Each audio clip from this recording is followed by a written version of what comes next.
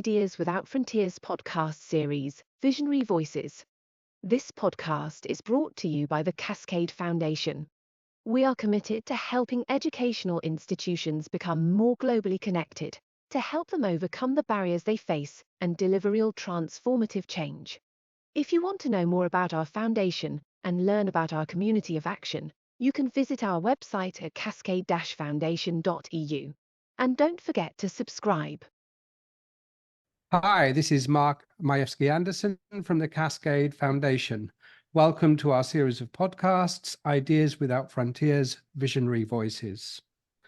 I'm delighted today to welcome Ruksana Osman, who's Deputy Vice-Chancellor at the University of Witwatersrand and has written and talked a lot about the experience of internationalization, especially in the global south. So it's fantastic to have some representation from other regions of the world. So welcome, Ruksana, and pleased to meet you for the first time.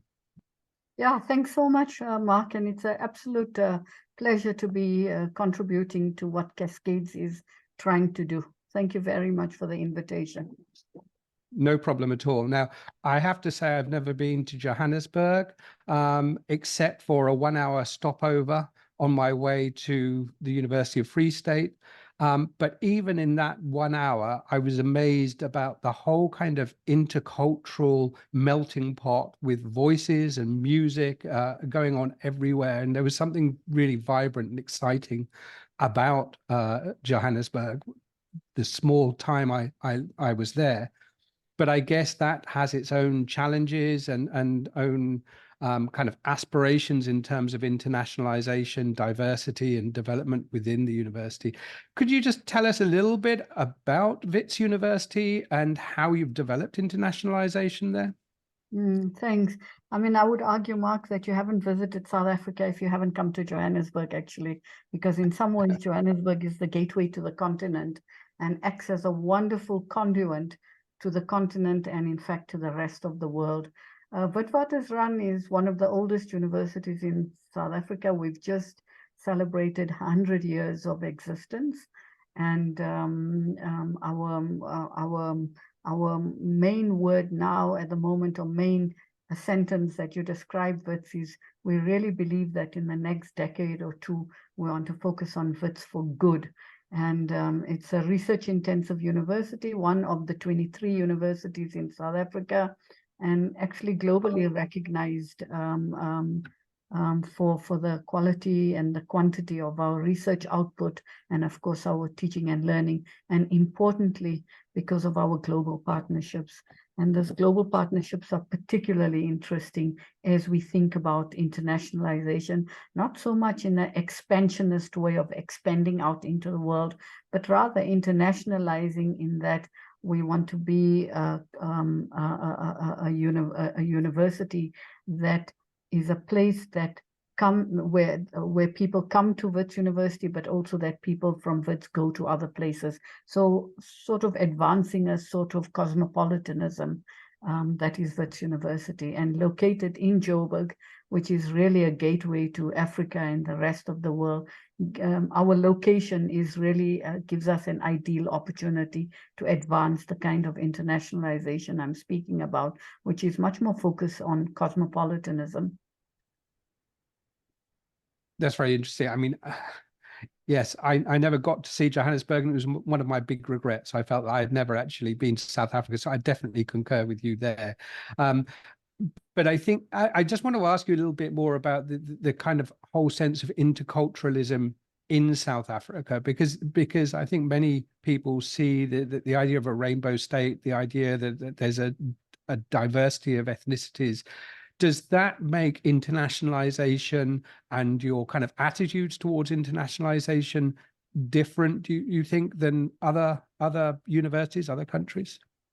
So, I mean, I think the way we're thinking about partnership and internationalization is really not about going out into the world, but actually using our location to recalibrate the world. And because our location is so diverse, so multilingual, so multicultural, not just from the African perspective or the continental perspective, but from a global perspective. I think that our location plus the diverse context requires us to think about internationalization in ways that we have to think about it in strategic ways, but also think about it in ways that speaks about the value and values of institutions, who we want to partner with, why we want to partner, etc. So I think the diversity of our context gives us a richness or a rich way to think about internationalization, which is not just a one-on-one partnership, but much more about partnering like-minded organizations, and then secondly, making sure that we use networks also to advance internationalization. And then thirdly, creating impact through these partnerships. So it's about, first of all, finding like-minded organizations, irrespective of where you're located, making sure that the networks then advance internationalization, and then making sure that these networks and partnerships have impact. And I think our location and the diversity of our context requires us to think about internationalization in a much more a broader and a holistic way. So it's not just about partnerships, it's about networks and then impact. And it's very interesting because you talk about impact, and I know we were talking about a book that you're preparing at the moment, Pedagogical Responsiveness in Complex Context. Is that kind of a reflection of that kind of how you can have an impact in communities where that can be particularly challenging? Is that a major part of the way you work at the university? Yeah, so I mean, I think our university thinks about impact at least 2 or 3 levels. And one of the levels of impact is the impact that we can have with incoming students who we see as the future leaders. But the second, and so it's the students that we work with and the quality of learning and teaching that we provide in classrooms, in laboratories, and on field trips. So that's one level of impact. But a second level of impact that our university takes very seriously, and that is research impact, because we're a research-intensive university. So whatever it is that we undertake, we do have a strong research component, but then research that is disseminated, and this would be the third level of impact, and that is impact on communities and societies. So that same research wouldn't necessarily be sitting in journal articles or in books, but it would be disseminated widely and broadly so that it could have impact on policy, whether it's national policy or international policy, and that it could impact the policy, but also conditions of living of people and livelihoods. So I think it's those 3 levels of impact that we speak about: the initial impact on the youth that come into the university to study, then impact on their mind and on their ideas through the kind of content we teach, but then also doing research-led work and ensuring that the research tries to impact on society more broadly, whether it's policy or whether it's livelihoods, etc. Of course, we also do blue skies research, and that I think is essential for the lifeblood of what a university is and what it should be in a society like ours. Now, this approach to impact really resonates with me. My own university has as its tagline, for the common good, and this whole idea of working with its communities. When I've worked internationally in Latin America and Southeast Asia in particular, what's really impressed me and fascinated me is how those universities almost have it within their DNA to work with their local communities, much more than European universities. Would you say that's the same in South Africa or in Africa more generally? So I think it may well be in Africa and in South Africa more generally, but unfortunately, universities like mine have modeled themselves around universities in Europe and universities in North America, and we're coming to see that our location geographically and epistemologically must influence how we begin to see the world and so on. So I think there's a much more greater push in terms of looking at impact, not just in terms of research output, but also impact on society more broadly. And I think that's where the Global South and the countries you make reference to have a role to play in recalibrating how internationalization is thought about and how it's implemented. And I think in that way, the Global South has got much more to contribute. So I think definitely more than your university, but to some extent, probably less than the South American universities that you're referencing. But we're making a concerted effort at WITS. Our tagline is WITS for good. And part of that good is to advance new knowledge, but not knowledge just for its own sake, but knowledge that can impact society much more broadly. And by society, we're not just looking at it narrowly, but we're looking at a global society and local society. And I think in Cascade, you refer to it as a global approach to things.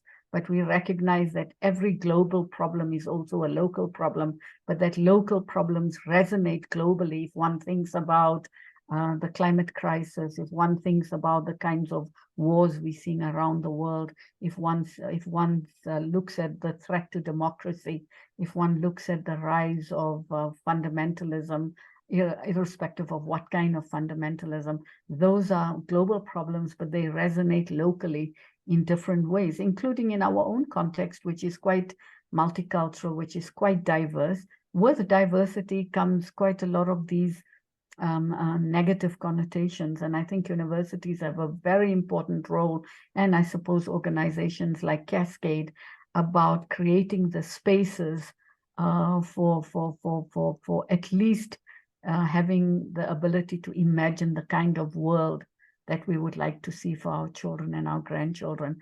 And I always think that universities should only be the spaces of what our societies are, but also how we would like our societies to be.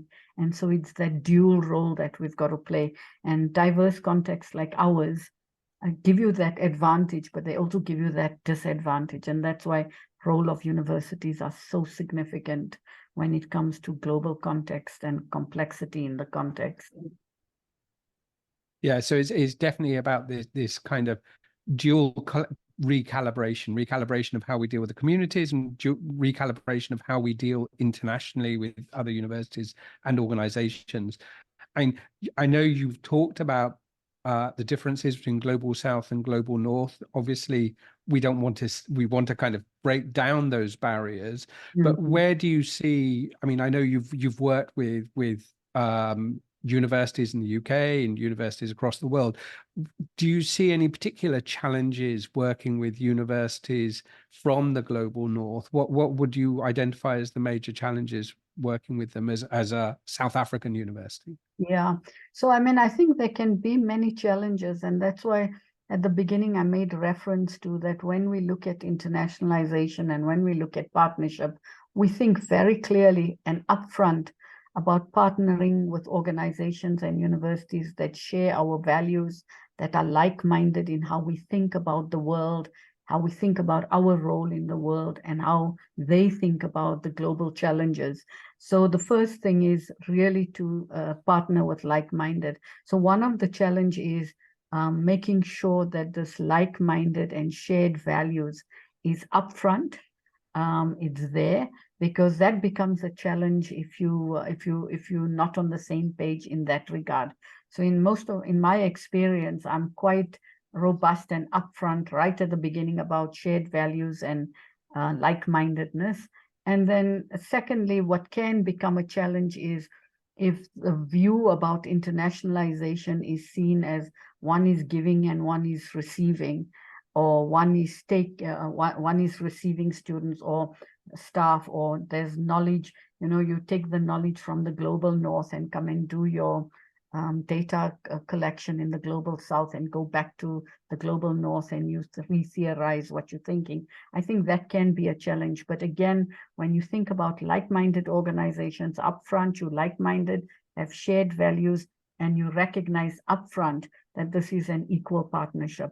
And I think if those three elements of like-mindedness, shared values, and equal partnerships are made explicit, you can overcome the challenges of one sector controlling the other, or one sector thinking that they are the data providers and the others are data analyzers and theorizers. So I think the challenge is really in establishing clear parameters for internationalization, the purpose behind it, and so on. We often speak about trying to find equal relationships in what we know is definitely an unequal world when it comes to resources and knowledge production and so on. I mean, if you think about the continent and the continent's contribution to knowledge production, it's minuscule.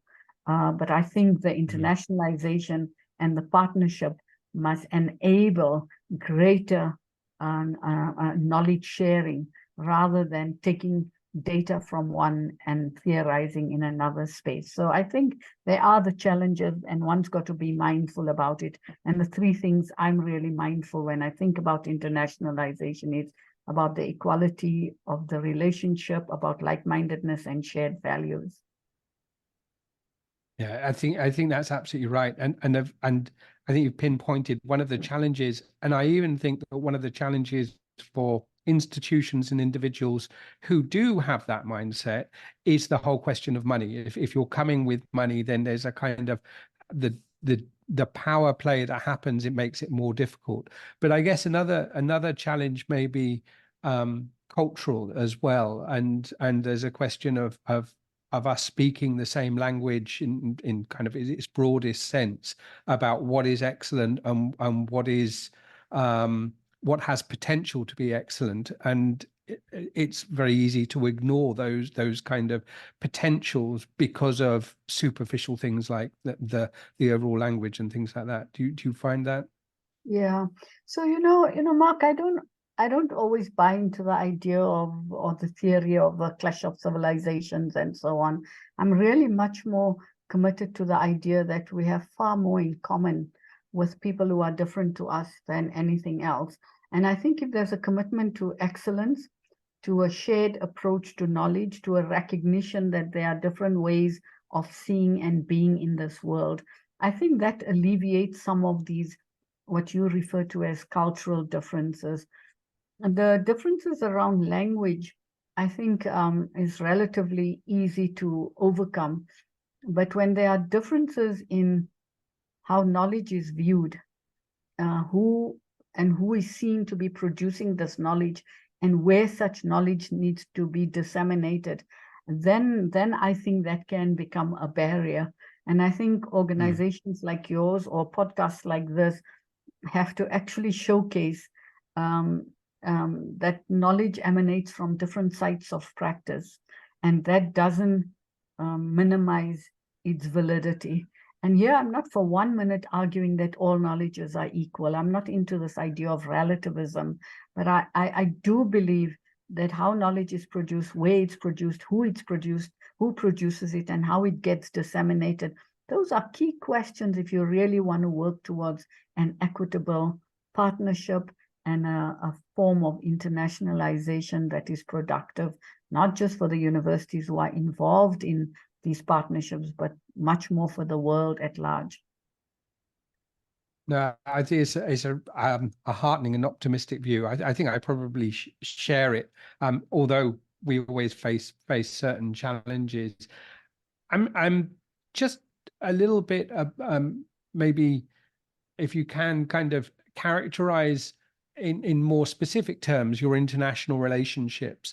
Do you have relationships with other countries within Africa? Do you have relationships with countries in Asia, Latin America, as well as Europe and the States? How could you give us a little kind of a potted kind of description about what that looks like?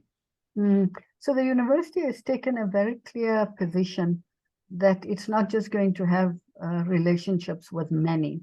It recognizes in the first instance that partnerships are best developed organically. In other words, the academics who have interesting projects to talk about, they have partnerships, and if the project fits and resonates with the university strategy, it comes up to a higher level, and then it takes individuals like myself as the Senior Deputy Vice-Chancellor or the Vice-Chancellor to consolidate those relationships. So we've come to see that partnerships the best partnerships are the ones that have developed organically rather than through vice-chancellors meeting and establishing a partnership. I mean, that is one model, but we have found that the organic way of doing things works quite well.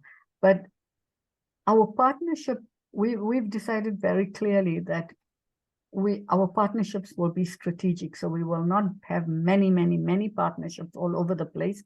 Nothing stopping individuals from doing that. But institution to institution, we will be quite careful and quite select. And our selection and carefulness and consideredness will depend on, again, like-minded institutions, but also institutions that are advancing interdisciplinarity and multidisciplinarity, and institutions that are advancing ways in which we can resolve global problems.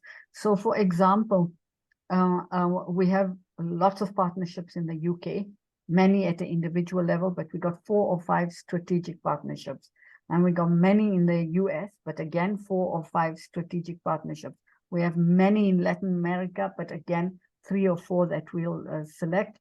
The same we'll do for Asia, the same that we'll do for the Indian subcontinent, the same we'll do for Australasia.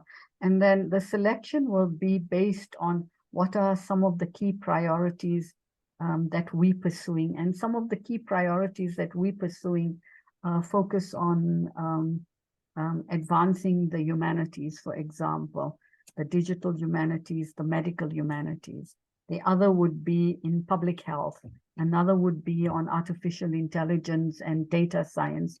The other would be on the creative arts and the sciences, and so on. So we'll take location, we'll take like-mindedness, and we'll take interdisciplinary areas, and we'll try to then pursue those.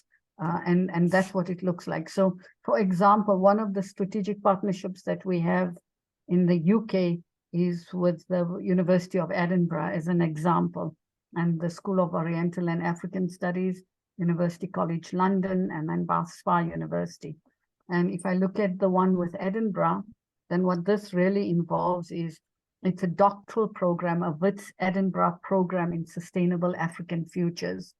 And what this really is a partnership between WITS and Edinburgh, but WITS acting as a conduit for Edinburgh and for WITS itself into Africa, and has partnered with 10 other universities in Africa to run a doctoral program in sustainability. And this is sustainability which is conceived very broadly. So it could be financial sustainability, it could be environmental, it could be sustainability in terms of mental health and wellness, etc. But what this does is it keeps our doctoral candidates on the continent. Our talent is on the continent.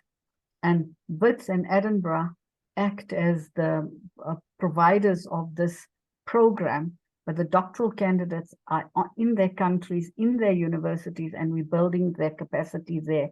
So that's an interesting take on internationalization, because it doesn't take the student out of Africa and locate them in Scotland or in the UK. And as life happens, you go to the UK, you go to Scotland, you fall in love, you stay there, you never come back to your continent. This is really about retaining talent on our continent. And I think this is one way in which we can move towards a more equitable way of looking at internationalization. Internationalization for too long has been pulling out talent from the continent and sending them off to North America or Europe or the United Kingdom. And Africa then has almost a brain drain. So the WESAF project is an interesting project in that regard. It's innovative. And Edinburgh University has got the same like-mindedness, that it does not want to take away talent from the continent. It wants to contribute to the continent. In a way, I see it as a form of philanthropy, a philanthropy of time and a philanthropy of ideas. That Edinburgh is willing to put time and ideas, WITS is willing to put time and ideas, but towards an issue which is sustainability, and sustainability affects all of us globally, but the talent stays on Africa, and we're putting in time, and we're putting in ideas, and we're putting in effort to run this doctoral program. And it's one of the most innovative programs that I've been leading, where the model is very different in terms of how we're thinking about internationalization and partnerships. So it's not about those students leaving their university, going to Edinburgh, or even coming to Johannesburg, but actually staying in Lagos, staying in Rwanda, staying in Egypt, staying in Mauritius. And we've got our first cohort, which we just launched in September last year. And we're looking at 30 to 40 students. Well, not students, but fellows, because all of them are academics in universities in Africa. And we are, in a way, bringing them to doctoral level so that they could supervise students and, of course, make new knowledge about fields associated with sustainability. So that's one model of partnerships that we're thinking about, and that's an example in the UK. I can give you another example with the university in the US, for example, which is Rice University, and there we're looking at public health as an example, but that model won't necessarily be a doctoral program, a joint doctoral program. It will be something around staff mobility and student mobility on particular areas related to public health. So that's another example. But then we have a third example, which is known as the AfriTech project. And the AfriTech project is really about developing inclusive technology leaders on the continent. So it's again capacity development inside of universities for digital transformation. It's upskilling people in universities in the tech domain. And so that's another example of 10 African universities partnering with Wits University and all around questions of digital transformation. So I think the models of internationalization vary, but the one thing that's in common is the commitment to retain talent on the continent and to identify and work with the continent and the world to see what are some of these global challenges. So I think the Global South in that regard has an important contribution to make when it comes to internationalization, not just as a provider of international students, but actually as someone who can advance particular knowledge and ideas around global questions, whatever those questions may be. In the case of the WESEF project, it's sustainability. In the case of the AfriTech project, it's around technology and digital transformation. And I guess that all of these projects are really possible because of our ability to work remotely. And I guess digital technologies have really made a completely had a massive impact on the way we deal with internationalization, the possibilities around internationalization. Well, I mean, I think COVID-19, in fact, recalibrated the world in terms of how, look at you and I sitting today, talking to each other from different parts of the world, talking on an issue that's common to both of our universities. So it's made that much more possible. A professor can sit in Chicago and teach a class in Johannesburg, and equally a professor in Johannesburg can be teaching a class in Edinburgh or in Lagos or in Egypt or whatever the case may be. So I think technology has enabled partnership arrangements in ways that wasn't possible before. But what that has also done is it has equalized the playing field in a way. So in a way, this question about equal partnerships has got to be at the forefront of any question on internationalization. Any question that thinks about that, or any institution that's exploring internationalization has to tackle the question of like-mindedness, shared values, and equal partnership. Fantastic. Listen, you're obviously absolutely committed and passionate about this whole field, which is really heartening. I just want to end, because this has been a great interview, but I just want to end it by just asking you a little bit at a personal level. What are your kind of hopes and your fears for the future, looking at the world today with the poly crisis we're heading, and it's very easy to feel very pessimistic. I know sometimes I kind of don't want to watch the news anymore. How do you feel at a personal level about the future, the way we're heading, and how internationalization might affect that? I mean, I think it's unavoidable not to have moments of pessimism. But I suppose our work in the university forces us to recognize the human spirit and the resilience of the human spirit. So I remain very optimistic about the possibilities that exist, particularly for international partnerships, and also the importance of international partnerships. But I remain concerned about, and I mean, you've been trying to raise this point about cultural differences and differences between countries, but I put it more down to ideological differences rather than even cultural differences, because I know people who may have different cultures. You and I come from different cultures, but we probably have very similar ideas about what it means to be human, what it means to collaborate, what it means to have a world in which we can all live in fairly and equitably. So my hopes are that organizations like yours, that universities thrive, so that we can have much more influence in the world that we want for our children and grandchildren.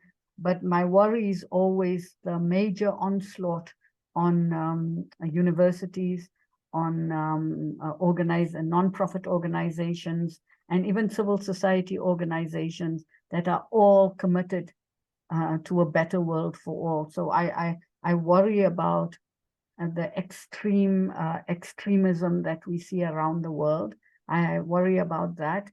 I worry about the kind of a rampant growth that is leading to significant poverty and inequality across the world. I worry about the climate crisis and the kind of inability. Well, I mean, you can see in terms of the conflict and the wars we're seeing in the Middle East and in the Ukraine, that there's a lack of global leadership. So I worry about that. But in that worry, I recognize the important role that universities like mine and organizations like yours have, and the importance of intervening early in young people's lives about the importance of thinking creatively, thinking critically, and always thinking about the other, because I suppose it's the other that makes the world in terms of what it is. So like you, I have a form of pessimism, but I think my training as an educator and as a teacher forces me to get out of that and always think about what possibilities exist. And for me, education, internationalization, and partnerships remain some of the key elements of a world that we can all call our own. What a great way to end it. Ruksana, Osman, thank you so much for speaking to me today. And I'm sure that your words will inspire a lot of people around the world. So thanks for that. And I hope you have a great day and keep doing what you're doing. Thank you. Thank you, Mark, for inviting me. And you are very welcome to Johannesburg and to our good university. I'll be very happy to host you when you're back in Johannesburg. Thank you very much for having me. Bye. Thank you, Roksana. Bye-bye.